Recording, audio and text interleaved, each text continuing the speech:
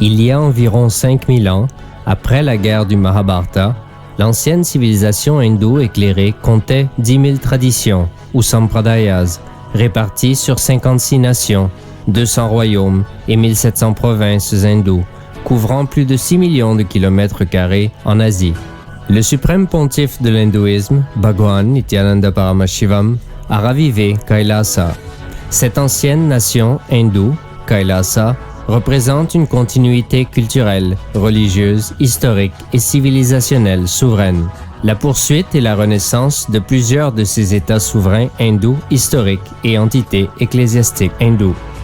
L'incessante pérennité de ces nations hindoues ancestrales, au travers du Kailasa, mène à leur reconnaissance légale selon le droit international coutumier, notamment grâce à la doctrine de continuité.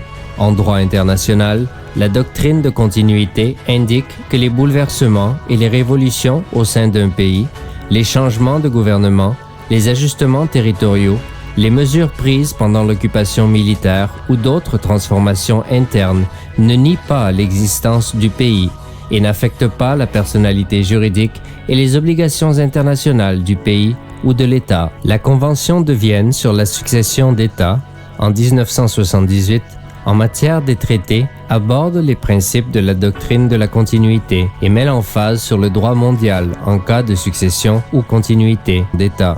Le droit international admet la personnalité juridique d'un État en acceptant son identité.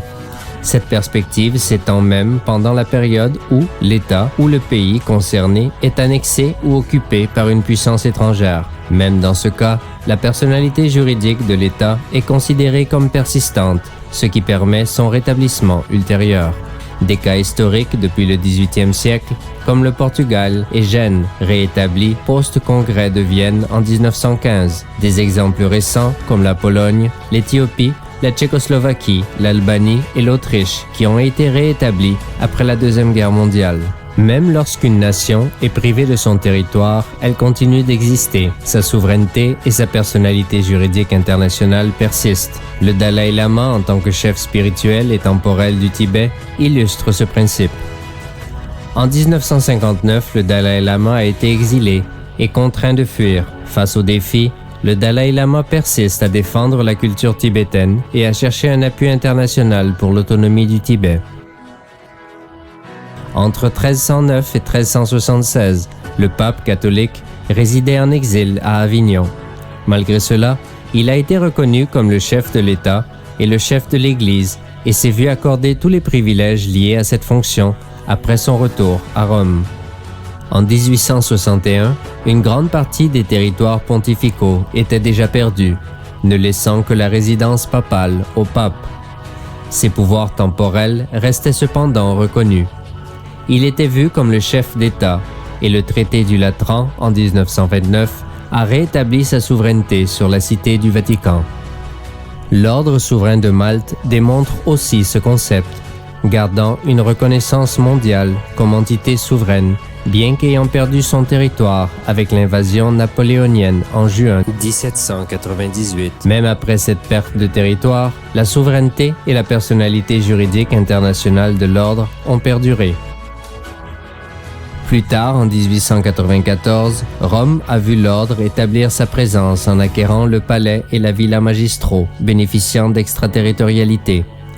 Actuellement, cet ordre maintient des liens diplomatiques avec 112 pays, produit ses passeports, sa monnaie, ses timbres et ses plaques d'immatriculation, et jouit d'un statut d'observateur à l'ONU.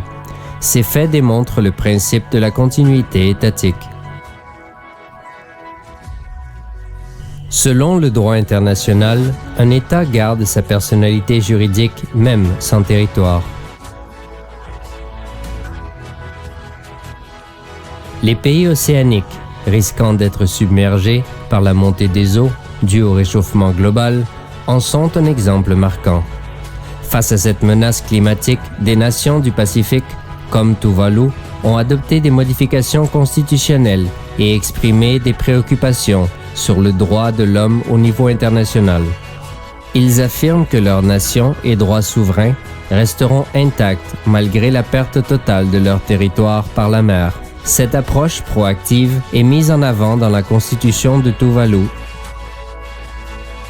Le suprême pontife de l'hindouisme, Bhagwan Nityananda Paramashivam, est actuellement le 203e empereur du royaume hindou souverain du Surangi Samrajya via la succession dynastique. Il a été couronné le 31 décembre 2004 à l'âge de 26 ans.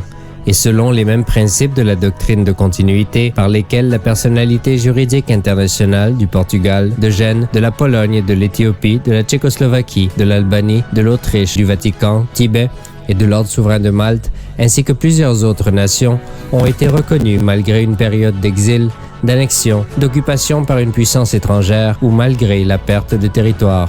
Le suprême pontife de l'hindouisme, Bhagwan Nityananda Paramashivam, s'appuyant sur des preuves juridiques et historiques, revendique tous les droits souverains de la dynastie royale du Surangi Samrajyam en tant que son 203e empereur. Il affirme son autorité par l'héritage du royaume du Suryavamsha Surangi Samrajyam et l'unification de 20 autres royaumes hindous et souverains, créant ainsi un nouvel empire. Ces entités historiques ont été intégrées aux États-Unis de Kailasa, qui sont ainsi devenus un État juridique souverain et indépendant, dont le souverain est le suprême pontife de l'hindouisme, Bhagwan Nityananda Paramashivam. De la même manière que les pays insulaires comme Tuvalu ont protégé leur indépendance face au risque vital d'être complètement submergés pour déclarer que leur souveraineté subsisterait même en cas de disparition de leur territoire. Kailasa, qui représente la perpétuité souveraine de 21 États et de structures ecclésiastiques souveraines historiques, perpétue les nations hindoues du Kumarikandam qui ont été englouties en s'appuyant sur le principe de la continuité. Cela signifie que le statut d'État de Kailasa est admis en droit international, découlant de faits historiques juridiquement établis.